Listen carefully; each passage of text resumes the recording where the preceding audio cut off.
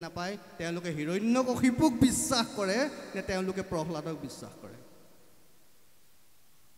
ভাবকচোন প্ৰহ্লাদে ক'লে স্ফটিক স্তম্ভটো দেখো মই হৰি শিলতো থাকিব পাৰে হৰি কিন্তু সেইটো কোনে মনা নাই হিৰণ্যকশিপুৱে মনা নাই কাৰণ তেওঁ অসুৰ আজি যিসকলে অসমত আধ্যাত্মিক চিন্তা দৰ্শনৰ কথা চিঞৰে তেওঁলোকে কি কয় ক'ত শিলত ভগৱান আছে ক'ত গছত ভগৱান আছে ক'ত নদীত ভগৱান আছে তাৰ মানে তোমালোকে মুখেৰে প্ৰহ্লাদৰ কথা কোৱা কিন্তু প্ৰহ্লাদে য'ত ঈশ্বৰক দেখা পালে তুমি তাত নেদেখিলা তুমি এক চিন্তাত কেনেকৈ আছা যদি মই এক চিন্তাত আছোঁ তেতিয়াহ'লে মই শিলত নদীত পানীত যত জীৱ জংগম কীট পতংগম অগ নগ জগতেৰে কায়া মহাপুৰুষ শংকৰ গুৰুজনে কৈছে মই সকলোতে ঈশ্বৰ দেখিব লাগিব হয়তো তাৰ নাম কোনোবাই বেলেগ ক'ব পাৰে ইয়াত আপুনি যিজন কোনোবা সকলো আছে আমি কাৰোবাৰ দেউতাক কাৰোবাৰ ককায়ে কাৰোবাৰ ভায়ে কাৰোবাৰ স্বামী কাৰোবাৰ খুৰায়ে কাৰোবাৰ মোমায়ে কাৰোবাৰ কিবা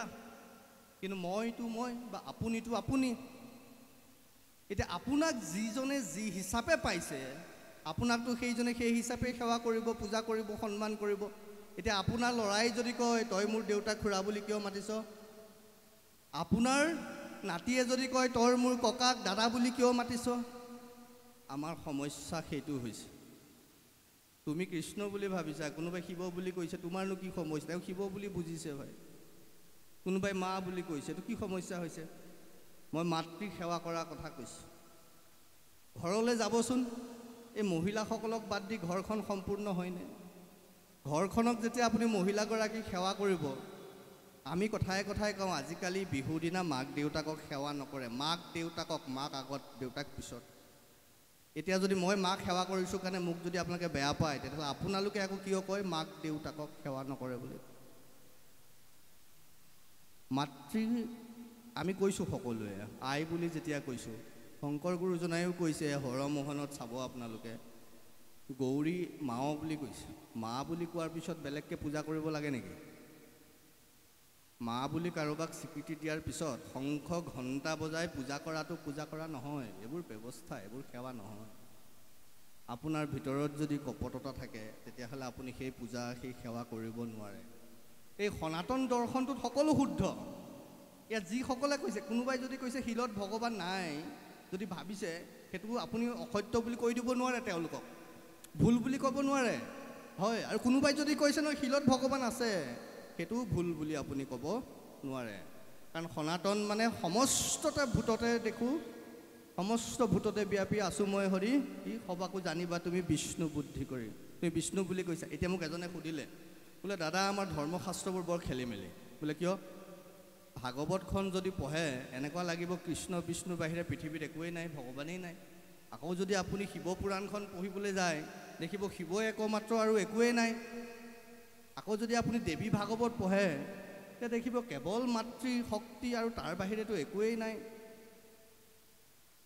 মই বোলো ইয়াত এখনো ভুল হোৱা নাই কিয় তিনিটা চিন্তা সকলোতে কৈছে শংকৰ গুৰুজনাই কৈছে শিৱ বিষ্ণু একেই পৃথক নহয় শিৱ পুৰাণো যদি পঢ়ে তাতো দেখিব একেই সিদ্ধান্ত শিৱ বিষ্ণু একেই পৃথক একো নাই কেৱল তিনিটা ৰূপ মাত্ৰ কিন্তু আমি নুবুজো কিয় কৈছে বিষ্ণুৱে ভাগৱতত মই একমাত্ৰ গীতাতো কৈছে মই একমাত্ৰ একত থাকা তুমি বাকী পৃথিৱীত একো নাই একম সৎ বিপ্ৰা বহুধা বদন্তি একেই সত্য বাকীবোৰ সেই সত্যৰ অংশ মাত্ৰ এক যেতিয়া হ'ব সেয়া আপোনাৰ দৃষ্টিত যেতিয়া বিষ্ণু বুলি পৰিব তেওঁ এক কাৰোবাৰ দৃষ্টিত যেতিয়া শিৱ বুলি পৰিব তেওঁ এক কাৰোবাৰ দৃষ্টিত যেতিয়া মাতৃ বুলি পৰিব তেওঁ এক আমি যদি ভাবিছোঁ শিৱ বেলেগ বিষ্ণু বেলেগ পাৰ্বতী বেলেগ কালী বেলেগ দুৰ্গা বেলেগ তেতিয়াহ'লে আমি এক কেনেকৈ হ'লোঁ আমি একত বিশ্বাসী কেনেকৈ হ'লোঁ একত বিশ্বাসী যদি মই হয় তেতিয়াহ'লে মোৰ দৃষ্টিৰে পৃথক পৃথক কেনেকৈ দেখিব পাৰোঁ শংকৰ গুৰুজনে যেতিয়া কৈছে অগনগ জগতেৰে কায়া সকলো তোমাৰ অংশ তাৰপিছত আমি যদি কওঁ কালীও বেলেগ দুৰ্গাও বেলেগ শিৱও বেলেগ কৃষ্ণও বেলেগ তাৰমানে অগনগ জগতেৰে কায়া নহয় তাৰমানে আমিয়ে শংকৰদেৱৰ সিদ্ধান্তক নষ্ট কৰিছোঁ এইবোৰ কথা কেতিয়াবা আকৌ দীঘলীয়াকৈ আমি পাতিম কিন্তু কথাটো হ'ল আমি কৰিব কি লাগিব নজানে শাস্ত্ৰৰ নয় জীৱাহে তাকে কয় চেদিবাক নপাৰে সংশয় তথাপি গুৰু বোলাই ফুৰয় লোকৰ মাজে মান্য শতকাৰ খুজি লয়। এই ধৰণৰ মানুহৰ পৰা সাৱধান হৈ থাকিব। সামাজিক মাধ্যম হ'ল, সকলো গুৰু হ'ল, সকলোৱে ভাবে মোৰটোহে শুদ্ধ, বাকী চব ভুল। পৃথিৱীত মই একমাত্ৰ, বাকী চব ভুল। এই চিন্তা মৌলবাদীৰ চিন্তা। এই চিন্তা কৰি কৰি কেৱল ময়ে শুদ্ধ, বাকী চব ভুল, এই চিন্তা কৰি কৰি আজি পাকিস্তানৰ কি তথৈবচ অৱস্থা হৈছে আপোনালোকে দেখিছে। পগলা কুকুৰ এটাকো মানুহে ইমান লেই চেই নকৰে যিমান আজি পাকিস্তানক লেই চেই কৰিছে। বিশ্বৰ মানৱ জাত গোষ্ঠীয়ে আজি পাকিস্তানক সেই অৱস্থাটো কৰিছে। কিয়? তেওঁলোকে ভাবিলে কেৱল ময়ে একমাত্ৰ পৃথিৱীত, বাকী কোনো নাই। কেনেকৈ একমাত্ৰ হ'লা তোমালোক? কি ধৰ্ম সেইটো? কি চিন্তা হয়তো? তোমালোকে ক'লা তেওঁ একমাত্ৰ। তেওঁ মানে কোন? ঈশ্বৰ একমাত্ৰ। তেওঁলোকৰ ভাষাত আল্লাহ একমাত্ৰ। আল্লাই সকলো কৰিব পাৰে। আল্লাহ সকলোতে ব্যাপী আছে। যদি আল্লাহ সকলোতে আছে, আল্লাহ মোৰ ভিতৰত নাই? আল্লাহ আপোনাৰ ভিতৰত নাই? আল্লাহ বেলেগৰ ভিতৰত নাই? যদি আল্লাহ সৰ্বব্যাপী হয় আৰু আল্লাহ যদি আপোনাৰ মোৰ সকলোৰে মাজত আছে, তেতিয়াহ'লে আপোনালোকে কোনটো যুক্তিত আমাক কাফেৰ বুলি কৈ হত্যা কৰিবলৈ উদ্যত হৈ এই ধৰণৰ উচ্ছৃংখল হিংসুক পৰিৱেশ সৃষ্টি কৰিলে? এই কণ্ট্ৰাডিকশ্যন কিয়? এই কণ্ট্ৰাডিকশ্যন আমি নুবুজাৰ কাৰণে, নজনাৰ কাৰণে। আচলতে আৰবত আৰবী ভাষা চলে। আল্লাহ মানে ভগৱান, তাত বেলেগ কথা নাই। আল্লাহ মানে ভগৱান। এতিয়া ভগৱানে অসুৰক দানৱক কেতিয়াবা ৰক্ষা কৰা দেখিছে নেকি? ৰাম ৰাৱণৰ যুদ্ধ, কৃষ্ণই কংসক কিয় মাৰিলে? কৃষ্ণই অতসোপা অসুৰক মাৰিলে। দুৰ্গা পূজাত দুৰ্গা দেৱীয়ে মহিষাসুৰক কিয় মাৰিলে? আল্লাহ যদি ভগৱান হয়, ভগৱানে অসুৰক ৰক্ষা নকৰে, অসুৰক মাৰে। সেইকাৰণে আজি পাকিস্তানক সহায় কৰিবলৈ ভগৱান বিশ্বাসী কোনো এজন মানুহ কিন্তু আহি তেওঁলোকৰ পক্ষত থিয় হোৱা নাই। আৰু আটাইতকৈ ডাঙৰ কথাটো কি জানে? তেওঁলোকৰ আল্লাহও নাই। আল্লাহ সেইজন নহয়েই যিজনক তেওঁলোকে আমাৰ আগত দেখুৱাই থাকিব খোজে। আল্লাহ সেইজন পৰম ঈশ্বৰ, যাক তেওঁলোকে আৰবী ভাষাত আল্লাহ বুলিছে, আমি ভগৱান বুলি কৈছোঁ। সেইজন ভগৱান, একেই ভগৱান যি পৃথিৱী সৃষ্টি কৰিছে সনাতন সিদ্ধান্তত, সেই ভগৱানে কেতিয়াও মানুহক মানুহৰ পৰা পৃথক কৰিব নোৱাৰে। সকলো জীৱ জন্তু যেতিয়া কৈছে সমস্ত ভূততে ব্যাপী আছোঁ মই হৰি, আৰু যেতিয়া শংকৰ গুৰুজনে কৈছে অগণগ জগতেৰিকায়া বহুদৈৱ কুটুম্বকম সনাতন সিদ্ধান্ত, আমি সকলো মানুহ, তাৰপিছত আমি ভাৰতীয়, তাৰপিছত আমি অসমীয়া, অসমত আছোঁ। মোৰ সত্যৰঞ্জন বৰা নামটো জীয়াই থাকিব লাগিব, নহ'লে মই কেনেকৈ হিন্দু হ'ম গৈ পেলাই, নহয়? গতিকে মোৰ জাতীয় সত্তাটো জীয়াই ৰাখি মই বৃহত্তৰ সনাতন সভ্যতা সংস্কৃতিক শিৰত ধৰি যেতিয়ালৈকে গৌৰৱেৰে ক'ব নোৱাৰোঁ মই অসমীয়া আৰু মই স্বাভিমানী সনাতন, কাৰণ সনাতন ধৰ্মটো বিশ্বৰ ধৰ্ম, সনাতন ধৰ্ম প্ৰকৃতিৰ ধৰ্ম, সনাতন ধৰ্ম কেৱল মানুহৰ ধৰ্ম নহয়, গছ লতা তৰু তৃণ যত যিমান দেখিছে সকলোৰে ধৰ্ম সনাতন ধৰ্ম।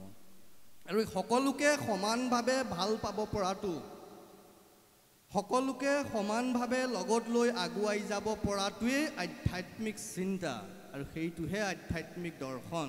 ইয়াত কাৰোবাক মাৰি, কাৰোবাক খেদি, কাৰোবাক নষ্ট কৰি আমি কেতিয়াও আধ্যাত্মিক শক্তিৰ দ্বাৰা শক্তিশালী হ'ব নোৱাৰোঁ।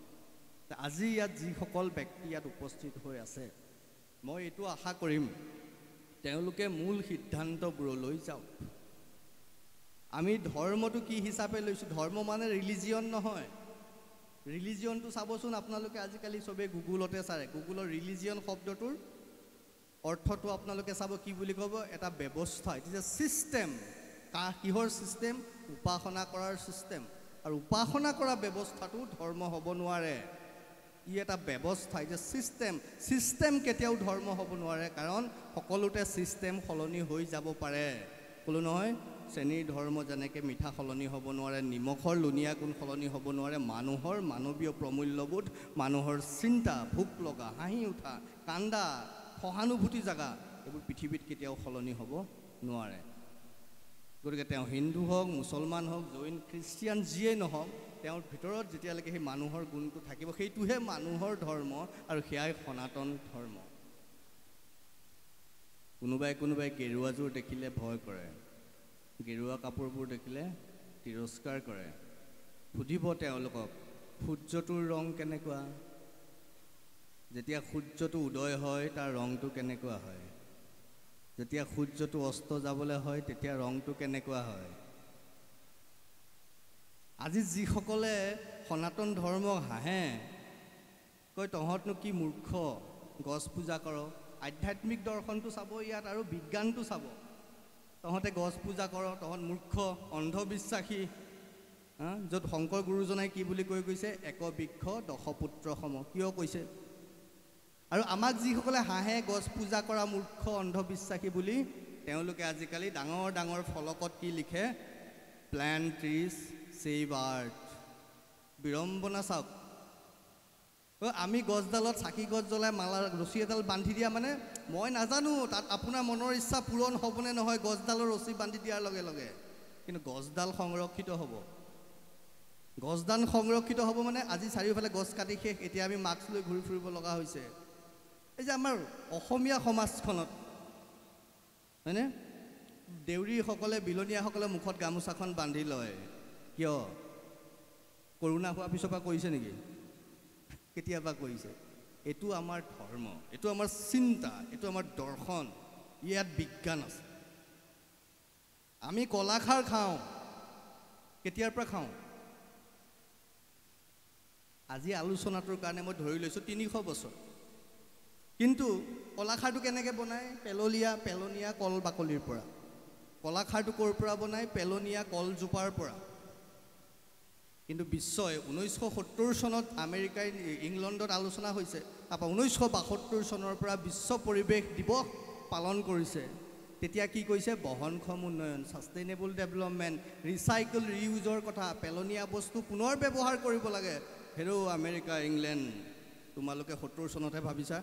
আমি আজিৰ পৰা শ বছৰ আগৰ পৰা পেলনীয়া কল বাকলিৰ পৰা কিবা বনাই যে খাবও পাৰি, আমি তাক দেখুৱাই থৈ আহিছোঁ। সেইটো আমাৰ